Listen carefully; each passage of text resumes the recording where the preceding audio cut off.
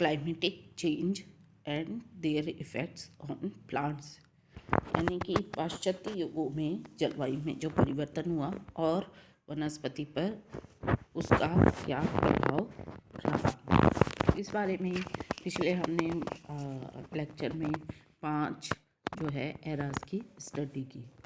अब उसके आधार पर हम ये देखेंगे कि क्या क्या वेजिटेशन पे जो है इफ़ेक्ट्स देखने को मिले, क्योंकि पृथ्वी पर शुरू से लेकर आज तक जो है जलवायु परिवर्तन होते रहे हैं और उनका वनस्पतियों के वितरण और विकास पर प्रभाव पड़ा है। तो पृथ्वी की उत्पत्ति के बाद से आज तक के युगों में केवल 80 करोड़ वर्ष के इतिहास के बारे में हमें जानकारी प्राप्त है, जो कि भूगर्भिक चट्टान और उसमें पाए जाने वाले जीवाश्मों के अध्ययन पर आधारित है। 80 करोड़ वर्ष पहले, जिसे कि प्री कैम्ब्रियन युग कहा गया है, वनस्पति की उत्पत्ति नहीं हुई थी और वनस्पति की उत्पत्ति हुई डिवोनियन और सिल्यूरियन युग में मानी जाती है। इस युग में ग्लासोपेरिस नामक जो है वनस्पति उत्पन्न हुई थी, जिसके जो है फॉसिल्स यानी कि जीवाश्म आज भी देखने को मिलते हैं। ये फॉसिल्स जो है आल्प्स, हंगरी के पठार, बाल्कन प्रायद्वीप और पश्चिमी रूस में मुख्य रूप से मिले। तो जलवायु और वनस्पति का वितरण एक दूसरे पर आधारित है और जो जीवाश्मों के अध्ययन से ही उन स्थानों की जलवायु का पता लगाया जा सकता है। इन अध्ययनों से यह भी ज्ञात किया जा सकता है कि पृथ्वी पर भूमध्य रेखा की स्थिति व अन्य स्थानों की स्थिति निरंतर बदलती रही। सिल्यूरियन युग में भूमध्य रेखा एकदम जो है उत्तर में थी तथा नॉर्वे के उत्तर से होकर गुजरती थी। टर्शरी युग में भूमध्य रेखा वर्तमान जो है, जो अभी अल्पाइन पर्वतीय क्षेत्र है, वहाँ से होकर गुजरती है। सिल्यूरियन युग के बाद कार्बोनिफेरस युग में जलवायु दशाएं और भूमध्य रेखा की स्थिति में परिवर्तन आए, जो कि आज से 42 करोड़ वर्ष पूर्व का ये युग पृथ्वी के इतिहास में अभूतपूर्व रहा, क्योंकि इस समय जो जलवायु थी वो बहुत आर्द्र थी, वनस्पति की सघनता थी, वनस्पति में फर्न जाति के पेड़ों की अधिकता थी और इन पेड़ों की ऊंचाई जो थी वो 100 फीट से भी अधिक हुआ करती थी। इन वनों में भीमकाय जंतु जैसे डायनासोरस, इक्वोसॉरस रहा करते थे। इन जंतुओं को एक समय के भोजन के लिए कई टन और फूल पत्तियों की आवश्यकता होती थी और ये वनस्पति जो उस टाइम में थी वही उनका जो था भोजन था। इस युग में बहुत सारी जो है भूगर्भिक हलचलें भी हुई, जिससे ये वन चट्टानों के नीचे दब गए और करोड़ों वर्षों तक भूमिगत रहने के कारण इन चट्टानों के जो है संकुचन, दबाव और आंतरिक गर्मी का प्रभाव इन पेड़ पौधों पर पड़ा, जिसके फलस्वरूप बाद में ये कोयले के रूप में परिवर्तित हुआ। यूएसए के ग्रेट लेक रीजन, यूरोप में जर्मनी, फ्रांस, पोलैंड, चेकोस्लोवाकिया व सोवियत रूस और साइबेरिया के मध्य में अक्षांश पेटियों में अभी वर्तमान में जहाँ कोयला पाया जाता है वहाँ सघन वनस्पति मौजूद थी। तो इससे ये स्पष्ट होता है कि यह क्षेत्र भूमध्य रेखा के प्रदेश थे जहाँ बहुत ज़्यादा गर्मी, उष्ण जलवायु होने के कारण सघन वनस्पति थी। कार्बोनिफेरस युग के बाद फिर जलवायु अपेक्षाकृत शुष्क और ठंडी रही। इस समय इयोसीन युग से प्लायोसीन युग तक बहुत सारे जो है परिवर्तन हुए, भूगर्भिक हलचलें हुई, जिन्हें अल्पाइन परिवर्तीकरण कहा जाता है। वैगनर ने भी माना कि इयोसीन युग में पैंजिया नामक स्थायी भूखंड का विघटन प्रारंभ हो गया था। इस युग में महाद्वीपों का निर्माण होने लगा और महाद्वीपीय प्रवाह पश्चिम की ओर हुआ। दक्षिण अमेरिका में ब्राज़ील के पठार, पश्चिमी अफ्रीका में गिनी तट पर पाई जाने वाली चट्टानें और उनमें जो जीवाश्मों की समानता इस बात को बताती है कि पहले ये जुड़े हुए थे। इसी प्रकार नॉर्वे, सूडान, ग्रीनलैंड और कनाडा के लैब्राडोर पठार में चट्टानों और जीवाश्मों की समानता से ये ज्ञात होता है कि इयोसीन युग में महाद्वीप एक स्थल पिंड के रूप में थे और इनमें वनस्पति की समानता थी।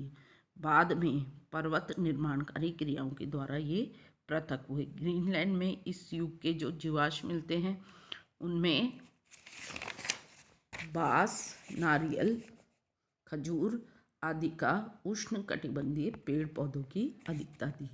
इससे ये ज्ञात होता है कि इओसिन युग में इन प्रदेशों की जलवायु गर्म थी और इन क्षेत्रों से भूमध्य रेखा गुजरती थी। इसके विपरीत ब्राज़ील के पठार और गिनी तट जो अभी भूमध्य रेखीय प्रदेशों में अधिक ठंडे थे, क्योंकि यहाँ पर कोणधारी वनों के जीवाश्म मिलते थे।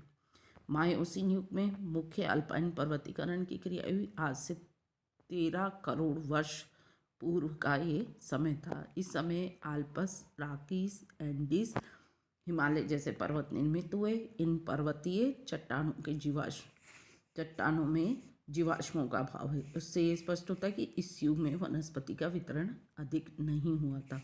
भारत के पश्चिम भाग में मायोसीन युग तक अरब सागर लहराता था और एक विशाल जो कि अब जो है भूभाग बन गया है, जहाँ पर कि अभी थार रेगिस्तान का विस्तार है, क्योंकि जैसलमेर में जो नारियल और समुद्री पेड़ पौधों के जीवाश्म मिले हैं उनसे ये पता चलता है कि यहाँ पर पहले समुद्र मौजूद थे। तो ये जो है चेंजेस आए। फिर प्लेस्टोसिन हिमयुग आया, उसमें जो परिवर्तन आए, इस समय में जो है जलवायु वनस्पति के परिवर्तनों की दृष्टि से प्लेस्टोसिन हिमयुग भी जो है बहुत महत्वपूर्ण। आज से करीब 10 लाख वर्ष पूर्व इसका प्रारंभ हुआ था और ये लगभग 10 लाख वर्ष तक रहा। इस समय उत्तरी अमेरिका का लगभग आधा, मात्र समस्त यूरोप महाद्वीप, ग्रीनलैंड, अंटार्कटिका, पैटागोनिया का अधिकांश भाग और साइबेरिया का अधिकांश भाग हिम चादर से ढके हुए थे। इस हिम युग के समस्त चरणों में उपर्युक्त स्थल भाग तथा सागरी भाग सदैव हिम चादर के नीचे नहीं थे, वरना कई बार हिमावरण का विस्तार हुआ तथा कई बार निवर्तन यानी कि निवर्तन हुआ। और ये माना जाता है कि प्लेस्टोसिन हिमकाल में समस्त भूपटल का 1/5 भाग हिम चादर से प्रभावित था। प्लेस्टोसिन हिमयुग में कई बार हिम चादर का प्रसार और कई बार जो है उसमें कमी आई। जिस समय हिम चादर का प्रसार होता है उस काल को हिमकाल की अवस्था, ग्लेशियल स्टेज कहते हैं। दो हिमकाल की अवस्थाओं की मध्य के समूह जब हिम चादर पिघलकर लुप्त हो जाती है उसे अंतर हिमकाल की अवस्था, इंटर ग्लेशियल स्टेज कहते हैं। कई हिमकाल और अंतर हिमकाल की अवस्थाओं के सम्मिलित समय को आइस एज कहते हैं, आइस एज कहा जाता है। तो कार्बन डेटिंग विधियों द्वारा ये अनुमान लगाया जाता है कि वर्म जो कि अंतिम हिमकाल था, समुद्र तल 10 से 135 मीटर नीचे चले गया। इसके परिणाम स्वरूप स्थल सेतुओं का निर्माण हुआ, जिनके द्वारा प्राणियों में अंतर महाद्वीप आवागमन संभव हुआ।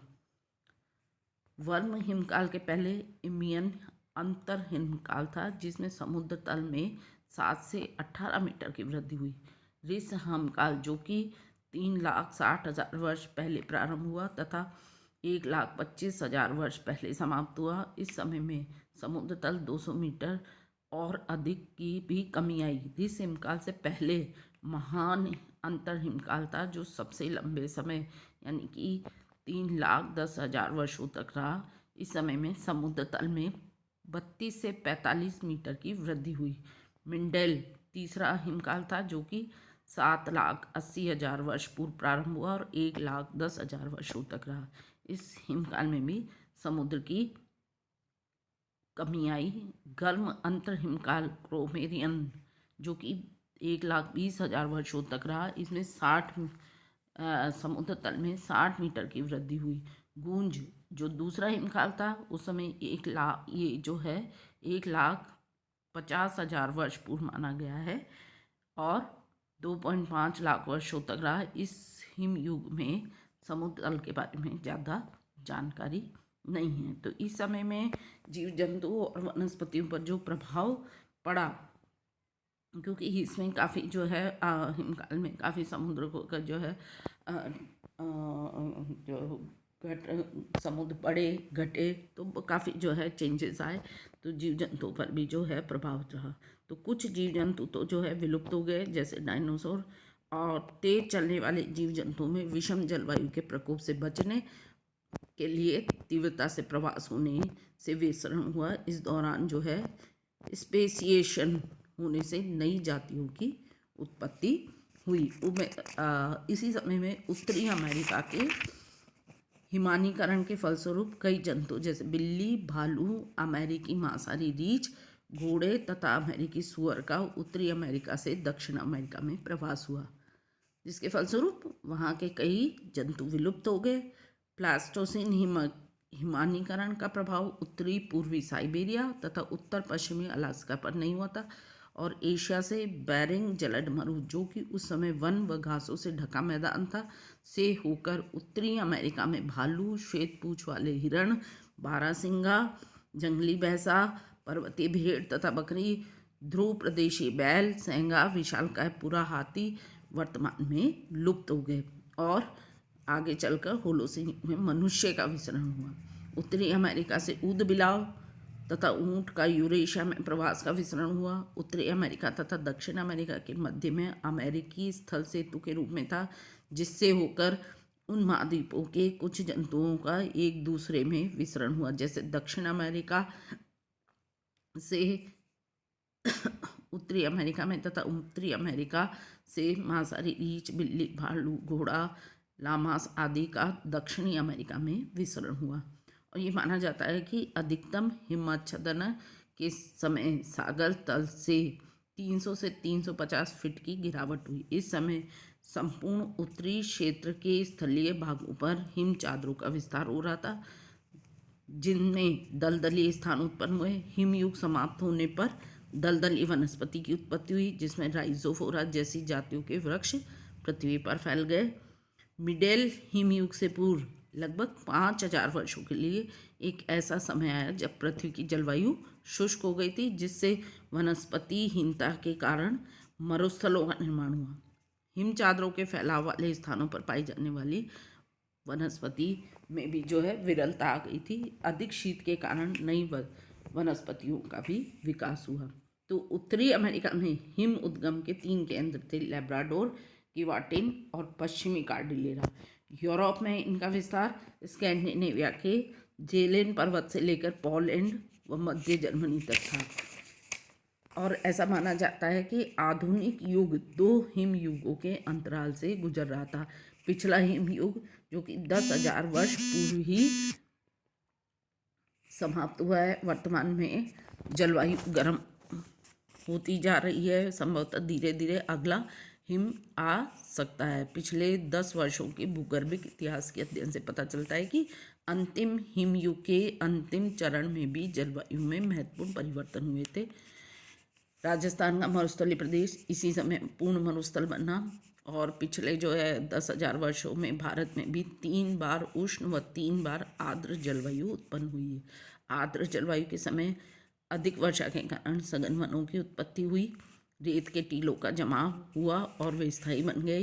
यही प्रक्रिया दक्षिण अफ्रीका के कालाहारी मरुस्थल में भी देखने को मिलती है। तो प्लास्टोसिन हिमयुग के जलवायु परिवर्तन और वनस्पति के वितरण के अध्ययन से ये बातें स्पष्ट होती है कि पहली पृथ्वी पर शुष्क व गर्म जलवायु तथा आर्द्र व ठंडी जलवायु निरंतर परिवर्तनशील रही, और इसी परिवर्तन के अनुसार वनस्पति व जीव जंतुओं में परिवर्तनशीलता देखने को मिलती है। दूसरा, स्थल सेतुओं की उत्पत्ति का कारण भी हिमयुग रहा है, जिनके माध्यम से जीव जंतु व वनस्पतियों का संपूर्ण विश्व में विचरण हुआ है।